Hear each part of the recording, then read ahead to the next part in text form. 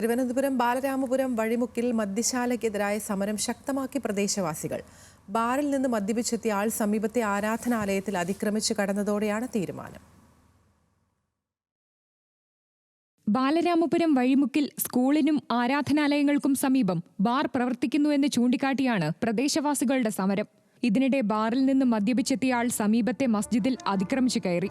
ഇത് സംഘർഷത്തിനിടയാക്കി. പിന്നാലെ പോലീസ് ഇയാൾക്കെതിരെ കേസെടുക്കുകയും ചെയ്തിരുന്നു. ഇക്കാര്യം ചൂണ്ടിക്കാട്ടിയാണ് കൂടുതൽ ആളുകളെ പങ്കെടുപ്പിച്ച് സമരം ശക്തമാക്കാനുള്ള സമരസമിതിയുടെ തീരുമാനം.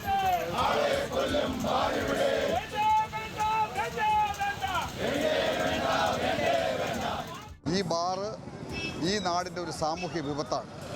ഇത് ലൈസൻസ് ഏത് പഴുതിലൂടെ നേടിയതാണെങ്കിലും അത് ക്യാൻസലായി ബാർ എന്ന സംവിധാനം അവസാനിക്കുന്നത് വരെ ഈ സമരം തുടരുക തന്നെ ചെയ്യും. അതിനുള്ള പിന്തുണയാണ് ഇന്ന് രാവിലെ മുതൽ ഇവിടെ ഒഴുകിയെത്തുന്ന ജനങ്ങൾ സാക്ഷിയാകുന്നത്.